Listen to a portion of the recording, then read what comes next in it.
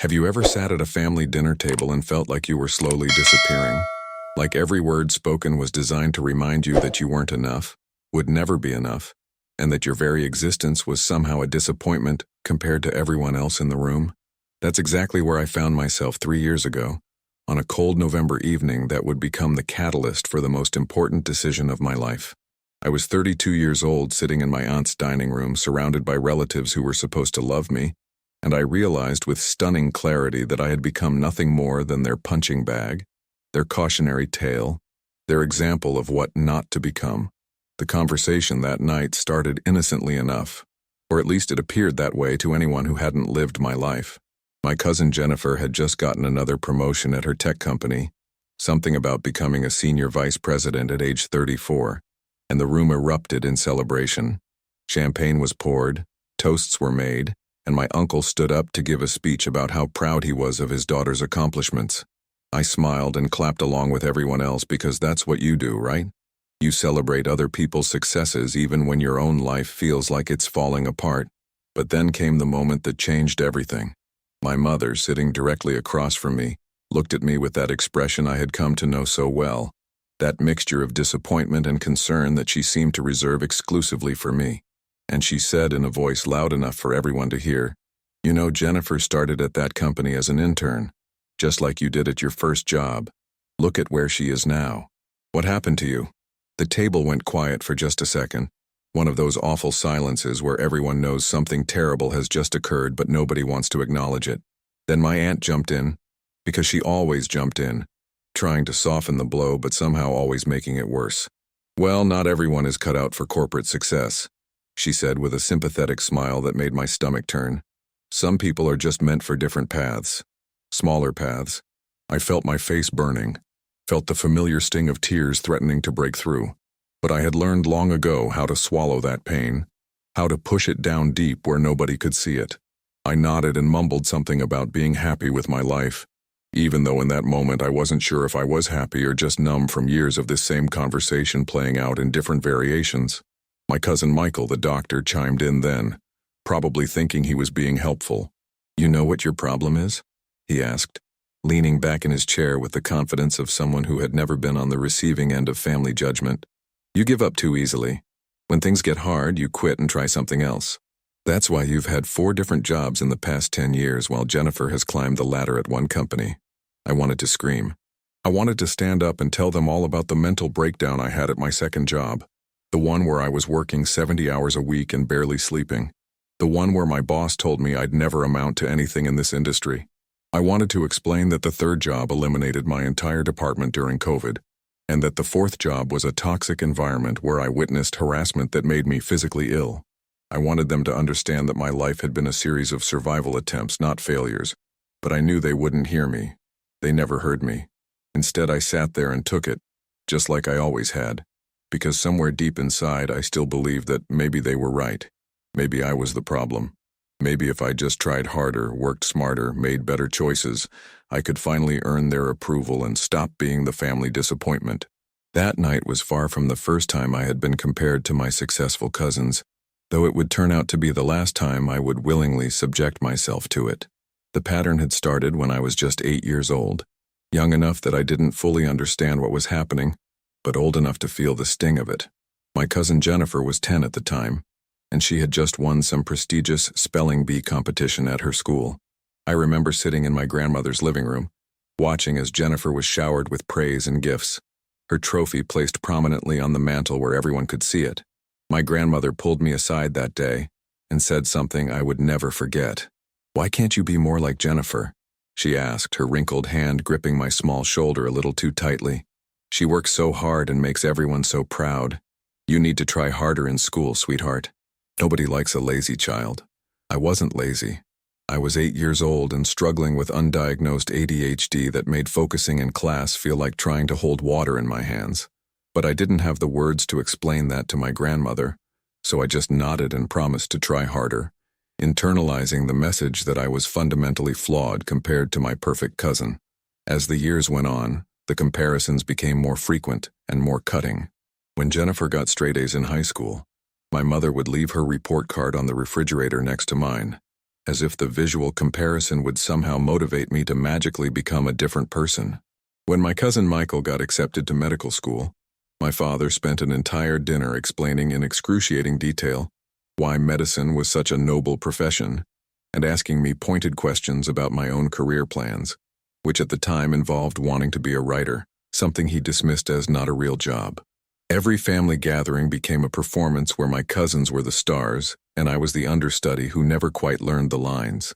I watched as they effortlessly navigated conversations about their achievements, while I fumbled through explanations of why I had changed my major again, or why I was taking a semester off, or why I was working retail instead of having a real career.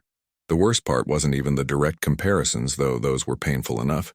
It was the subtle ways my family communicated their disappointment. It was the way my aunt would ask about Jennifer's life with genuine enthusiasm, and then turn to me with a forced smile and a perfunctory, "And how are you doing?" It was the way my uncle would brag about Michael's accomplishments to strangers at family parties, while somehow never mentioning anything about me.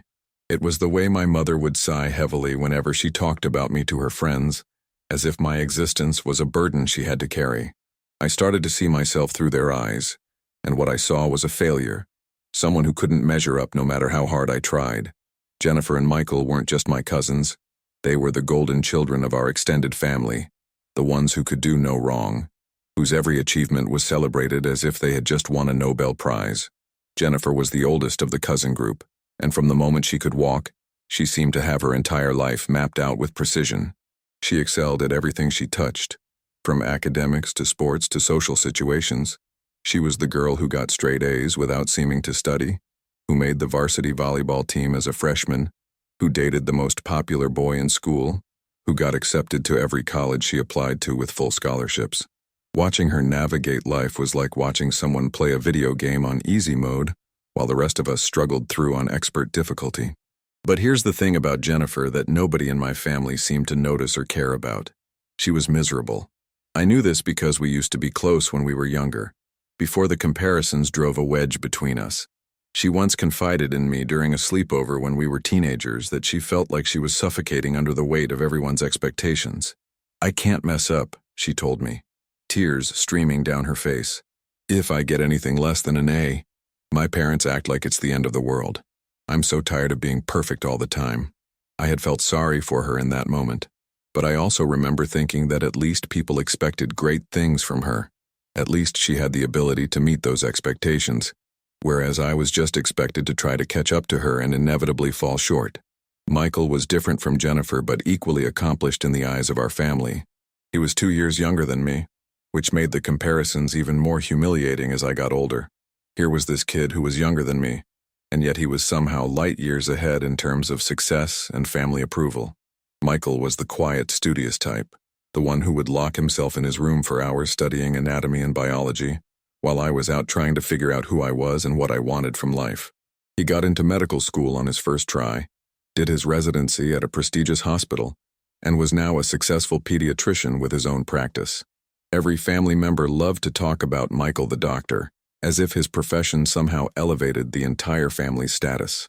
What nobody talked about was how Michael had become completely emotionally unavailable, how his marriage was falling apart because he worked 80-hour weeks and had forgotten how to connect with other human beings, how he had developed a dependency on sleeping pills and anxiety medication just to function. But those details didn't matter to my family, because on paper, Michael was a success, and that was all that counted. While Jennifer and Michael were being held up as shining examples of what was possible with hard work and determination, I was struggling through my 20s in ways that nobody in my family seemed to understand or want to understand. After high school, I had gone to a state university with dreams of becoming a journalist. I loved writing, loved the idea of telling stories that mattered, of giving voice to people who weren't being heard. But college was harder than I expected, not because of the academic work, but because I was dealing with depression and anxiety that I didn't have the language or resources to address. I would lie in bed for days, unable to find the motivation to go to class, would have panic attacks before exams, would feel like I was drowning in a sea of expectations that I could never meet. I changed my major 3 times trying to find something that felt right, something that would make my family proud while also making me feel fulfilled. First, I tried business because my father suggested it would lead to a stable career. I hated every minute of it. The classes felt soulless, and I couldn't imagine spending my life in a corporate office pushing papers and attending meaningless meetings. Then I switched to psychology because I was interested in understanding my own mental health struggles. But the program was so competitive and cutthroat that it triggered all my anxieties about not being good enough. Finally, I settled on communications, which felt like a compromise between what I wanted and what my family might accept. I graduated eventually 2 years later than I was supposed to, and the sense of shame I felt walking across that stage was overwhelming. My parents came to the ceremony, but I could see the disappointment in their eyes, especially when they compared my delayed graduation to Jennifer's summa cum laude achievement 4 years earlier. After college, I struggled to find my footing in the job market. My first job was at a small marketing firm where I was essentially an underpaid assistant doing grunt work for people who treated me like I was disposable. I lasted 8 months before I quit because the environment was so toxic it was affecting my health. My second job was at a tech startup that promised big things but turned out to be a disaster. I was working insane hours for minimal pay, being told that the equity I was earning would be worth it someday when the company went public. The company folded after 2 years, and my equity was worthless. Each job felt like another failure, another mark against me in the ongoing comparison with my cousins who seemed to have their careers figured out from day one. As I moved through my late 20s and into my 30s, the comparisons didn't stop. They intensified and evolved into something even more toxic. It wasn't just about career achievements anymore. It was about every aspect of life. Jennifer got married at 28 to a successful software engineer, and the wedding was a lavish affair that my family talked about for months. I was single at the time, having just gone through a painful breakup with someone who had cheated on me, but nobody asked how I was doing emotionally. Instead, I got questions like, "When are you going to settle down?" and "Don't you want to find someone like Jennifer did?" As if finding a spouse was as simple as deciding to do it. When Jennifer announced she was pregnant with her first child 2 years later, the family celebration was overwhelming. My aunt threw her an elaborate baby shower. My mother cried tears of joy, and I sat in the corner feeling like an absolute failure because I was 30 years old, single, living in a tiny apartment and working a job I hated. The message was clear. Jennifer was winning at life, and I was losing.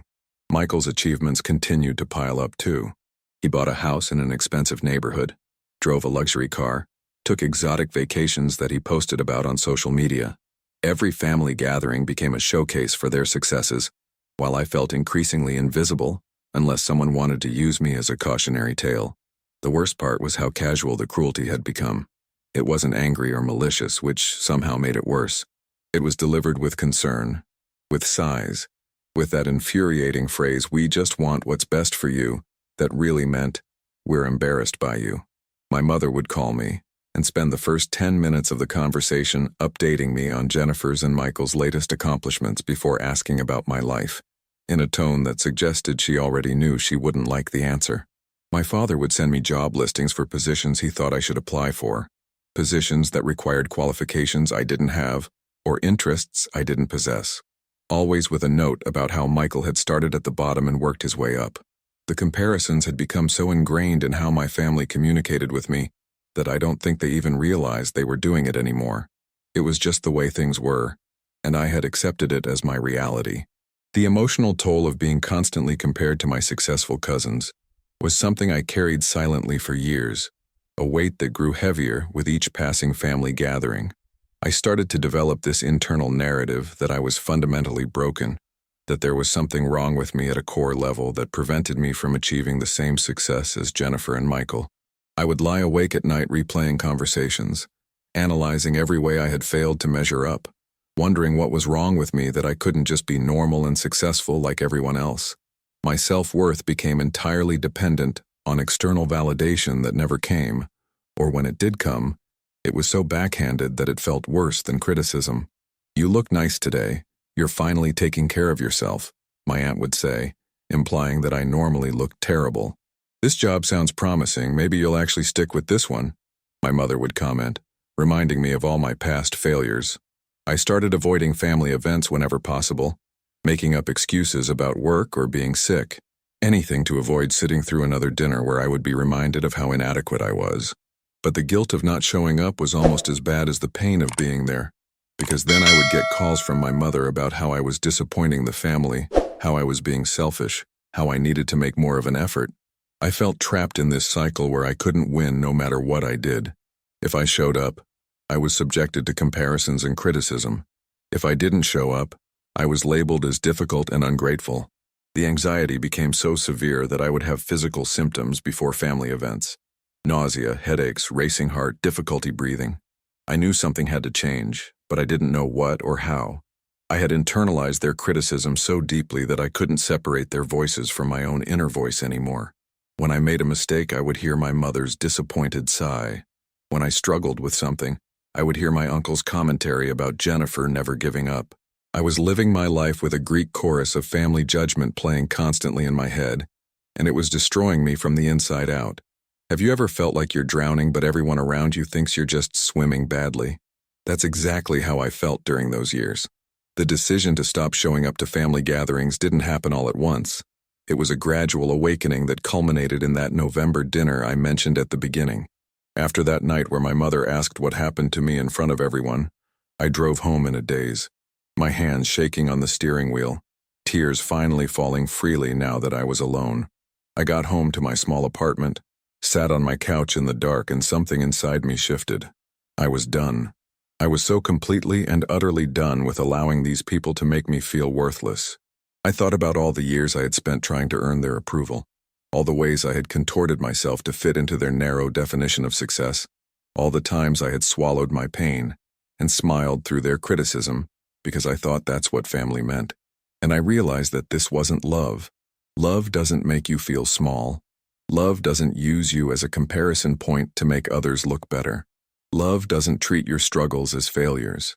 This was something else entirely, something toxic that had been masquerading as concern and family bonding for my entire life. That night, I made a decision that terrified me, but also felt like the first authentic choice I had made in years. I was going to stop participating in my own diminishment. I wasn't going to show up to be their punching bag anymore. The next day, I started thinking about what boundaries I needed to set.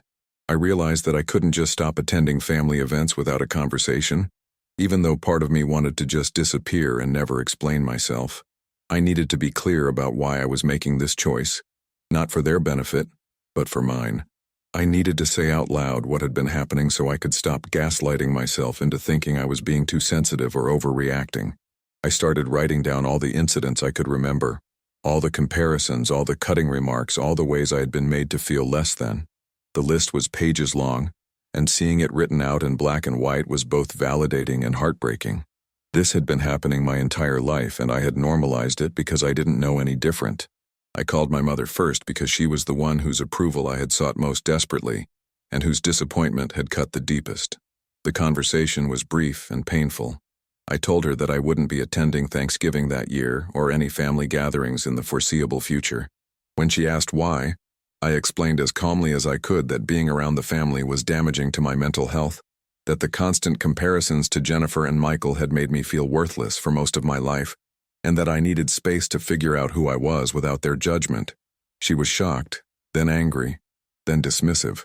She told me I was being ridiculous, that family sometimes says things that are hard to hear because they care, that I was throwing away relationships over nothing. She said I was being selfish and that I would regret this decision. I let her say all of it, and then I very quietly told her that I had made up my mind, and that I hoped someday she would understand. Then I hung up and cried for 3 hours straight, grieving the relationship I had always wanted with my mother but had never actually had. The first holiday season without my family was one of the loneliest and most liberating experiences of my life. Thanksgiving came and I spent it alone in my apartment, eating takeout and watching movies. And while part of me felt guilty and sad, another part of me felt this incredible sense of peace. Nobody was comparing me to anyone. Nobody was asking invasive questions about my career or relationships. Nobody was sighing disappointedly or making backhanded comments. It was just me, alone with my thoughts, and for the first time in my adult life, those thoughts weren't filled with self-hatred and inadequacy. My phone rang constantly that day, calls from my mother, my aunt, my grandmother, all wanting to know why I wasn't there, all trying to guilt me into changing my mind. I let them go to voicemail. I wasn't ready to engage yet. Christmas was harder because I had always loved Christmas as a child, back before the comparisons had started in earnest. I had memories of baking cookies with my grandmother, of decorating the tree with my cousins when we were still friends, of the magic of Christmas morning before everything became about achievement and status. I spent Christmas with a friend who had also distanced herself from her toxic family, and we created our own little celebration. We cooked dinner together, exchanged modest gifts, and talked late into the night about families and boundaries and what it means to choose yourself. It was different from the big family gatherings I had grown up with, but it was authentic and kind, and I didn't realize how much I had been craving authenticity and kindness until I experienced it, without all the toxicity attached. In the months that followed, I maintained my boundaries despite enormous pressure from my family to just get over it and come back. My mother would call crying, saying I was breaking her heart. My aunt sent long emails about how family is everything, and how I was making a mistake I would regret. Even Jennifer reached out, though her message was more confused than anything else. She genuinely didn't understand what had happened, which was perhaps the saddest part of all. She had been so protected and celebrated that she had never noticed how I was being treated. I tried to explain it to her, but I don't think she could really comprehend what it felt like to be on the other side of those comparisons. The guilt was overwhelming at times. I had been raised to believe that family comes first, that you don't turn your back on your relatives, that blood is thicker than water. But I was learning a different truth, that sometimes the most loving thing you can do for yourself is to walk away from people who hurt you, even if those people are family. Rebuilding my identity outside the shadow of my successful cousins was terrifying and exhilarating in equal measure. For so long, I had defined myself in relation to them as the lesser version, the one who couldn't quite measure up. Without that framework, I had to figure out who I actually was and what I actually wanted from life, separate from anyone else's expectations. I started therapy, which I should have done years earlier, but had been too proud or too broke or too convinced that I didn't deserve help to pursue. My therapist helped me understand that I had been living with complex trauma from years of emotional abuse disguised as family concern. She helped me see that the comparisons weren't about me failing. They were about my family's dysfunction and their need to have a scapegoat, someone to point to and say, "At least we're not like that person." I started journaling every day, writing about my experiences, my feelings, my dreams that had nothing to do with proving myself to anyone. I discovered that without the constant noise of family judgment, I actually had a lot of interests and passions that I had suppressed because they didn't fit into the narrow definition of success my family valued. I started taking art classes just because I enjoyed them, not because they would lead to a career or make anyone proud. I volunteered at a local animal shelter because it made me happy, not because it would look good on a resume. I dated people I actually liked, instead of people I thought would impress my family. Slowly, painfully, I began to discover who I was when I wasn't performing for an audience that would never applaud. I changed jobs again, but this time it was a choice I made for myself rather than a desperate attempt to find something that would earn approval. I took a position at a nonprofit that paid less than my previous job, but aligned with my values and allowed me to do work that felt meaningful. When I told a friend about the job, I didn't immediately follow it up with anxious explanations or apologies about the salary or prestige level. I just said I was excited about it, and I meant it. I started building a chosen family, a group of friends who supported me without conditions, who celebrated my small victories without comparing them to anyone else's, who listened when I struggled without making me feel inadequate. These were people who liked me for who I was, not who they thought I should be. The healing wasn't linear. There were days when I would see Jennifer's latest promotion announcement on social media, or hear through the grapevine about some award Michael had won, and I would feel that old familiar pang of inadequacy, that voice in my head saying, "See, you're still not good enough." But those moments became less frequent and less powerful as time went on. I was learning to measure success by my own standards, not by external markers that had never really fit who I was anyway. 3 years have passed since that November dinner that changed my life, and I can honestly say that cutting ties with my toxic family dynamics was the best decision I ever made for myself. It wasn't easy, and it wasn't perfect, and there are still moments when I grieve the family I wish I had instead of the family I actually have. I've had minimal contact with most of my relatives during this time. My mother and I have a surface-level relationship now where we talk occasionally, but don't go deep because she's unwilling to acknowledge the harm that was done. My father sends me birthday cards with money and uncomfortable phone calls where neither of us knows what to say. Some of my extended family have completely written me off as the difficult one, the ungrateful one, the one who abandoned the family over nothing. And you know what?